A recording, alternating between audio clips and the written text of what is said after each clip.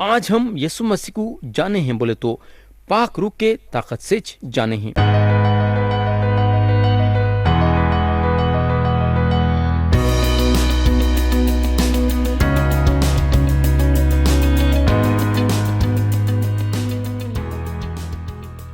یسوع مسیح کے نام سے السلام علیکم پیارے بھائی اور بہن، اب ہم خدا کا کلام شروع کریں گے، اور آپ لوگوں کو یاد ہوگا کہ گئے وقت ہم افسیوں کے نام پولس رسول کا خط باب 4 اور اس کی آیت 9 سے غور کرنا شروع کرے تھے اور آیت 21 تک غور کرے تھے۔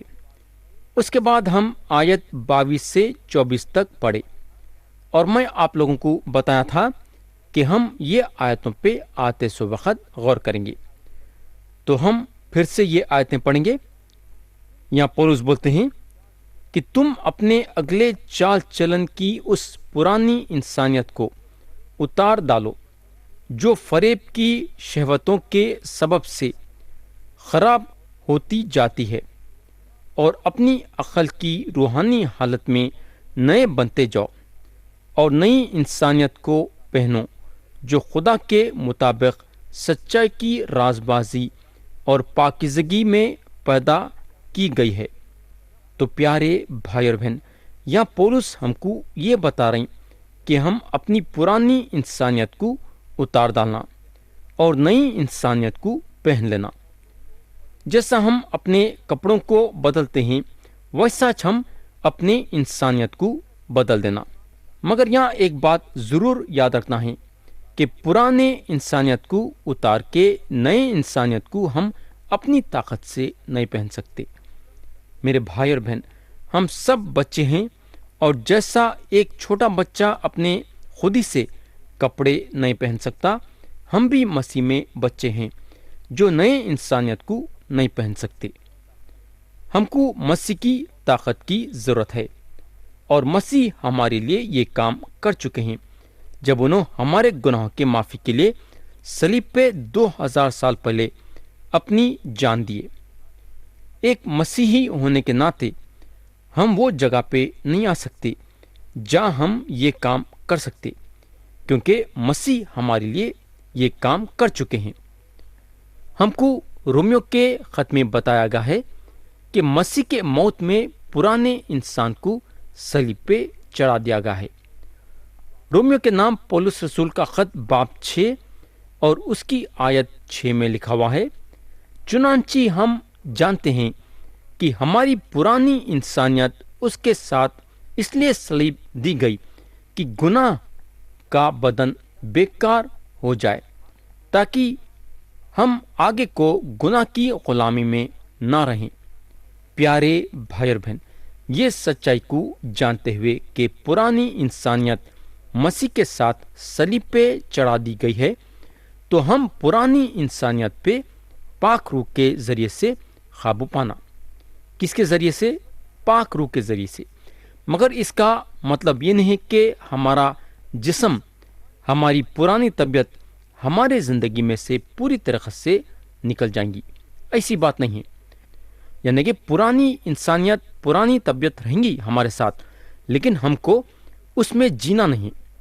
اور دوسرے ہاتھ پہ ہمارے پاس مسیح کی طرف سے نئی طبیعت ہے، اور یہ نئی طبیعت ہم کو پاک روح کے طاقت سے ملی ہے۔ آج ہم یسوع مسیح کو جانے ہیں بولے تو پاک روح کے طاقت سے جانے ہیں، اور پاک روح کے طاقت سے ہم کو وہ نیک توفیق ملی جہاں ہمارے جو ہیں اندر نئی طبیعت پیدا ہوئی۔ نئی طبیعت کا ملنے کا مطلب یہ ہے کہ ہم نئے سرے سے پیدا ہو گئے ہیں، اور دیکھو نئی ہو گئی ہیں۔ پیارے بھائی اور بہن، کوئی بھی آدمی جو مسیح میں ہے انہیں نیا مخلوق ہے۔ تو جب ہم مسیح میں ہیں تو پرانے گناہ بھرے عادتوں کو چھوڑ دینا چاہیے، اور نئے عادتوں میں اور نئے خیالاتوں میں آگے بڑھنا چاہیے۔ لیکن ہمارے میں کمزوری یہ ہے کہ ہم بار بار پرانے طبیعت کو پکڑے رہتے ہیں۔ مگر پولس رسول یہاں ہم کو صاف صاف ظاہر کرتے ہیں کہ ہم اس میں زندگی گزارنا نہیں چاہیے۔ پیارے بھائی اور بہن، لوگ جو ہے فرق دیکھنا چاہتے ہیں مسیحی لوگوں میں اور غیر مسیحی لوگوں میں۔ تو جب لوگ دیکھ رہے ہیں تو ان لوگوں کو مسیحی لوگوں میں اور غیر مسیحی لوگوں میں فرق محسوس ہونا۔ ہم روشنی کے فرزند کے حیثیت سے زندگی گزارنا چاہیے۔ پولس جو ہیں افسیوں کی کلیسیا کو خاص طور سے بولے ہیں کہ ان لوگاں اپنی پرانی گناہ بھری زندگی کو چھوڑ دینا، کیونکہ اب ان لوگاں یسوع مسیح پہ ایمان رکھتے ہیں۔ میرے دوست، مسیحی زندگی جینے کے لیے ایک طریقہ ہے۔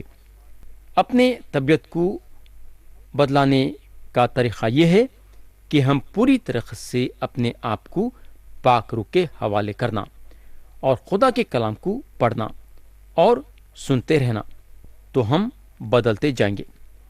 میں یقین کرتا ہوں کہ آج جب آپ پیچھے پلٹ کے اپنی پرانی زندگی پہ غور کریں گے تو آپ کو علانیہ محسوس ہوگا کہ آپ کے بات چیت میں بدلاؤ آیا ہے، آپ کے چال چلن میں بدلاؤ آیا ہے، اور آپ کے سوچنے اور سمجھنے اور آپ کے خیالوں میں بدلاؤ آیا ہے۔ حالانکہ بدلاؤ آپ کے زندگی میں آہستہ سے ہوا ہوگا، مگر جیسا آپ خدا پہ بھروسہ کرتے جائیں گے تو آپ کے زندگی میں بدلاؤ آتے چلے جائیں گا۔ آج بھی اگر ہم جو ہیں ہمارے جسمانی زندگی میں دیکھیں گے تو ہم چاہتے ہیں کہ نئے سے نیا کپڑا پہننا، اور جب نیا کپڑا مل جاتا ہے تو پرانے کپڑوں کی طرف دیکھنا بھی نہیں چاہتے ہیں، بلکہ وہ کپڑوں کو بازو رکھ دیتے ہیں۔ تو جب ہم جو ہیں مسیح میں ہیں تو ہمارے پرانے طبیعت کو پرانے کپڑوں کے ویسا اٹھا کے بازو پھینک دینا، اور اس کے بعد اس کے طرف نظر بھی کرنے کی کوشش نہیں کرنا۔ ہم جب مسیح کے تحفے کو قبول کرنے کا فیصلہ کر لیے تو یہ پرانی طبیعت کو نظر انداز کر دینا اور ہمارے خیالوں کو بھی صاف کرنا۔ ہم وہ خواہشوں پہ زور نہیں دینا جو دنیا کی چیزوں سے تعلق رکھتی ہیں۔ ہم ایک نیا رول اپنے زندگی میں اپنانا چاہیے، ایک نئے رخ پہ جانا چاہیے، اور پاک روح کے مدد سے ایک نئے طریقے سے سوچنا چاہیے۔ ہمارے سوچنے کا ڈھب بدل دینا چاہیے۔ اب ہم آیت 25 سے 27 پڑھیں گے۔ یہاں پولس بولتے ہیں، بس جھوٹ بولنا چھوڑ کر ہر ایک شخص اپنے پڑوسی سے سچ بولے، کیونکہ ہم آپس میں ایک دوسرے کے عضو ہیں۔ غصہ تو کرو مگر گناہ نہ کرو، سورج کے ڈوبنے تک تمہاری خفاگی نہ رہے، اور ابلیس کو موقع نہ دو۔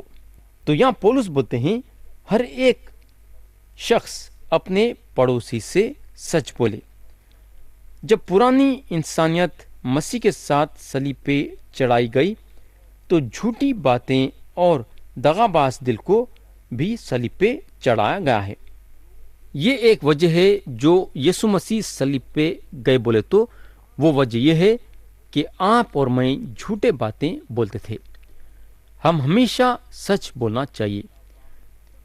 پیارے بھائی اور بہن، اگر کلیسیا میں جھوٹ بولنا بند ہوگا تو کلیسیا کے کئی مصیبتیں دور ہو جائیں گی۔ پاواں جو ہیں آنکھوں کو دھوکہ نہیں دیں گے، کیونکہ وہ ایک ہی بدن کے ممبر ہیں۔ نہ تو آنکھاں جو ہیں پاؤں کو دھوکہ دیں گے، کیونکہ ان لوگاں ایک ہی بدن کے ممبر ہیں۔ تو کلیسیا کے لیے یہ ضروری ہو جاتا ہے کہ کلیسیا سچ بولے۔ آج اگر کلیسیا ہما قسم کے مصیبتوں میں ہے بولے تو وہ جھوٹ کے وجہ سے ہے۔ انسان بڑی آسانی کے ساتھ جھوٹ بولتا ہے، اس کو کوئی تکلیف نہیں ہے، مگر ہم کو معلوم ہونا چاہیے کہ خدا جو ہے جھوٹوں سے نفرت کرتا ہے۔ خدا جو ہے انسان کو جھوٹ بولتے ہوئے نہیں دیکھ سکتا۔ ہم جھوٹ بولنا چاہیں گے، پھر کلیسیا میں شامل ہو کے خدا کا کلام سننا چاہیں گے، یہ کیسا ہو سکتا ہے؟ ہم یہ نہیں بھول جانا کہ جب ہم کلیسیا میں جمع ہو رہے ہیں تو ایک پاک خدا کے قدموں پہ بیٹھ رہے ہیں، اس کے شان میں گاتے ہوئے، اس سے دعا کرتے ہوئے اور اس کے کلام کو سنتے ہوئے۔ تو یہاں پولس صرف افسیوں کے کلیسیا کچھ نہیں بلکہ ہم کو بھی تاکید کرتے ہیں کہ ہم جھوٹ بولنا چھوڑ کے ہر ایک اپنے پڑوسی سے سچ بولنا۔ ہم کو معلوم ہونا چاہیے کہ لوگوں سے جھوٹ بلوانا شیطان کا ایک بہت بڑا ہتھیار ہے، کیونکہ اگر ہم انجیل میں دیکھیں گے تو مسیح جو ہیں شیطان کو ایک خطاب دیے، اور وہ خطاب یہ ہے کہ شیطان جو ہے جھوٹ کا باپ ہے۔ اگر آپ اور میں جھوٹ بولنے بولے تو اس کا مطلب یہ ہے کہ ہم شیطان کا ساتھ دے رہے ہیں۔ تو اگر آپ شیطان کا ساتھ دے رہے ہیں تو خدا آپ کے ساتھ کیسا رہ سکتا؟ یہ نہیں ہو سکتا، یہ بالکل نہیں ہو سکتا۔ یہ جو ہے ناممکن کی بات ہے۔ یہ ہوگا۔ اب آگے پولس بولتے ہیں غصہ تو کرو مگر گناہ نہ کرو۔ پیارے بھائی اور بہن، ایک ایمان رکھنے والا چند حالتوں پہ اور چند لوگوں پہ غصے میں آ سکتا ہے۔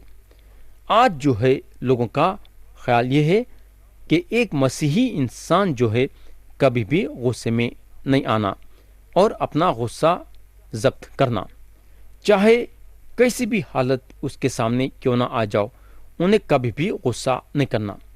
لیکن یہاں پولس کیا بولتے ہیں؟ غصہ تو کرو۔ تو یہاں پولس ایمان رکھنے والوں کو غصہ کرنے کی اجازت دے رہے ہیں۔ کئی جگہوں پہ آپ سختی سے پیش آنا پڑتا، حالات کو سامنے رکھتے ہوئے۔ اگر سختی نہیں کریں گے تو حالات برے ہوں گے اور گناہ بڑھتے چلے جائیں گا۔ تو ایمان رکھنے والا جہاں غصہ کرنا ہے برابر غصہ کرنا چاہیے۔ غصہ کرنے کی ہم کو اجازت دی گئی ہے، مگر گناہ کرنے کی اجازت نہیں دی گئی ہے۔ یعنی آپ اپنے غصے میں گناہ نہیں کرنا۔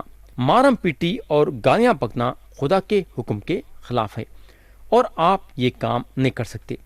بولنے کا مطلب یہ ہے کہ آپ کو پوری اجازت دی گئی ہے کہ آپ اپنے بھائی یا بہن پہ اپنا غصہ اتار سکتے ہیں، لیکن جہاں تک گناہ کا سوال پیدا ہوتا ہے آپ کو وہ گناہ سے دور رہنا چاہیے۔ پیارے بھائی اور بہن، یاد رکھو کہ شیطان جو ہے چالاک ہے، انہیں موقع کا فائدہ اٹھائے گا اور آپ کو اس طرح سے استعمال کرنے کی کوشش کریں گا کہ جب آپ غصے میں آ جائیں گے تو آپ کو مجبور کریں گا وہ انسان کو مارنے کے لیے یا پھر اس پہ گالیاں نکالنے کے لیے، آپ کو مجبور کر کے آپ کو جو ہے گناہ میں مبتلا کر دیں گا۔ تو یہاں ہم کو ذرا سنبھل کے رہنا چاہیے۔ تو بولنے کا مطلب یہ ہے کہ غصہ ہم کرنا تو ضرور، لیکن گناہ نہیں کرنا۔ یہ ہماری زندگی کا ایک بہت بڑا حصہ رہنا چاہیے۔ اگر ہم اس کو نظر انداز کر دیں گے تو یاد رکھو کہ ہمارا رشتہ خدا سے ٹوٹ جائے گا اور ہم خدا سے دور ہو جائیں گے۔ ہماری جو صحبت خدا کے ساتھ ہے وہ ختم ہو جائیں گی۔ پیارے بھائی بہن، آپ اپنے اپنے دلوں کو آج جانچنا ہے۔ جب آپ غصہ کریں ہیں تو کیا اس کے ساتھ ساتھ گناہ بھی کریں ہیں کیا؟ اور اگر کریں ہیں تو پیارے بھائی بہن، خدا آپ کے سامنے ہیں۔ اگر آپ خدا کے سامنے آ کے اپنے آپ کو چھوٹا کر کے خدا سے معافی مانگیں گے تو خدا آپ کو معاف کرنے کے لیے تیار ہے اور خدا آپ کو ضرور معاف کرے گا، کیونکہ اس کی طبیعت معاف کرنے والی طبیعت ہے۔ تو یہاں میں کلام کو ختم کرنا چاہوں گا یہ دعا کے ساتھ کہ خدا ہم سب کو آج کے کلام کے ذریعے سے برکت دے، یسوع مسیح کے پیارے اور بل نام میں، آمین۔